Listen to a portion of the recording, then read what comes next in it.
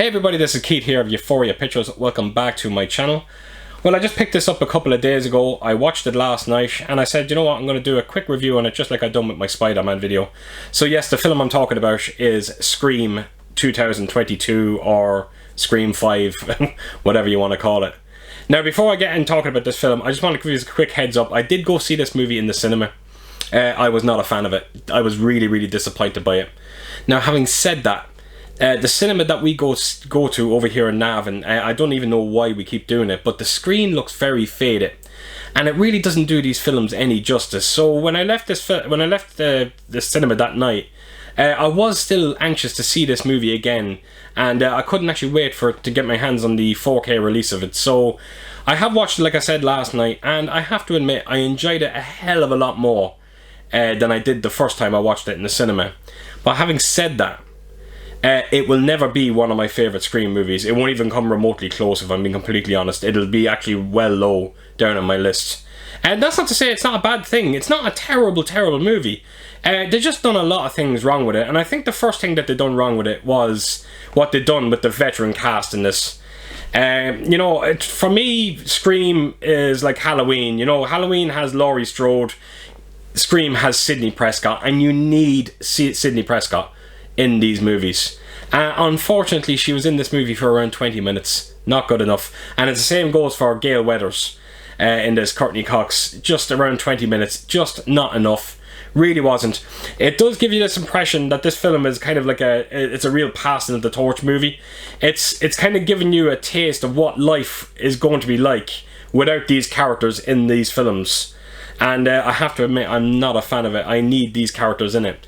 Thankfully, David Arquette did get a good role in the back playing Dewey, and it's always great seeing him playing that role. I think he's very iconic, that character, and yeah, I had a great time with him in this movie.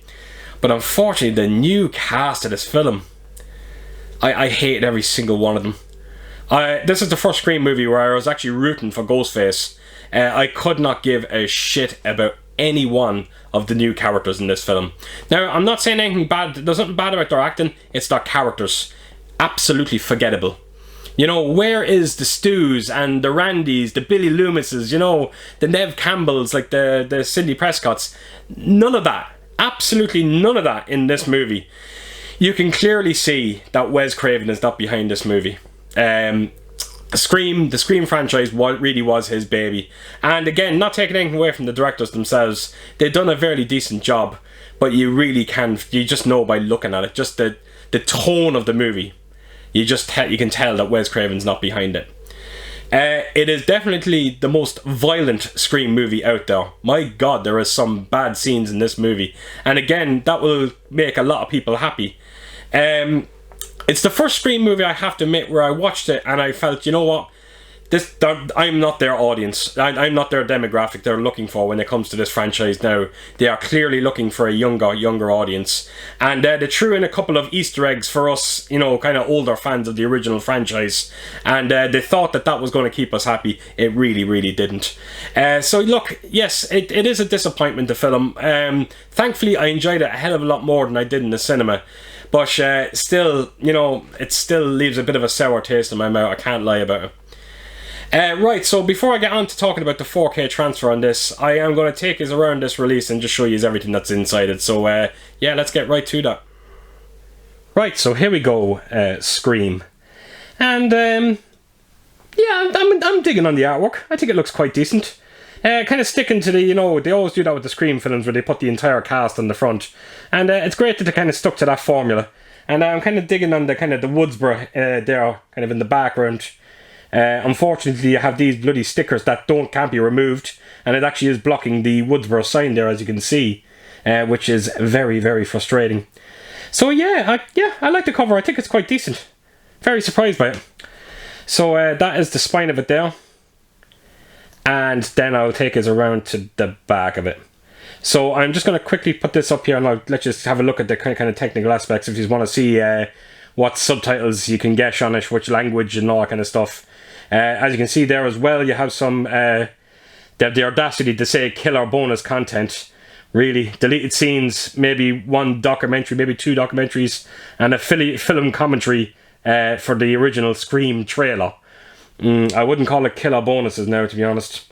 So zoom out, and yeah, the best film in the entire series. You must be kidding. So yeah, that is the slipcover, and then I'll open it up, and then inside then it's just basically the same thing again. So I'll just quickly run you around this. So that's the spine of it, and then that's the back of it. And just like every Paramount release, I'm sure the disc is going to be as boring as hell. And we'll open it up, and there we go. Yeah, it's just Paramount are not just buying, they just don't buy into putting any kind of pictures onto the discs, unfortunately.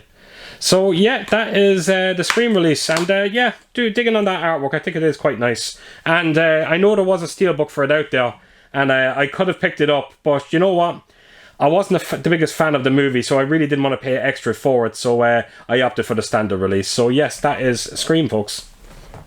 Right, folks, so there you have it. That is everything with this release. Right, so on to the 4K transfer, but before we do, I will talk about the technical aspects first before we get into that. So yes, it's got an aspect ratio of 239:1, so you will have the black bars on top and bottom.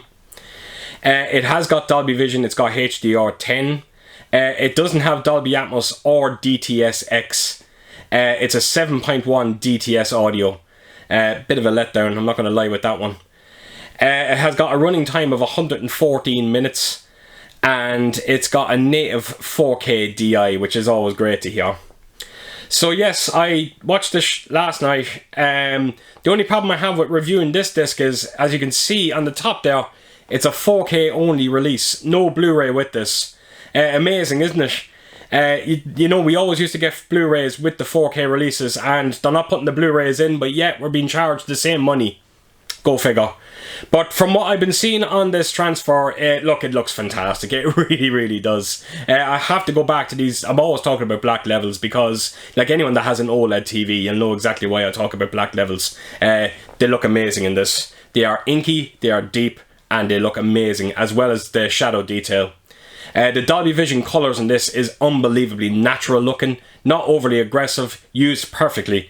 And yes, I'm something telling me that the upgrade in the colour is the main kind of point when it comes to this release. As with most 4K releases does be, it always seems to be the colour.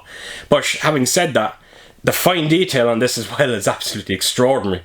The usual suspects when you kind of see the facial details, you know, the pores, facial hair, you know, different strands of hair, clothing textures all look absolutely amazing.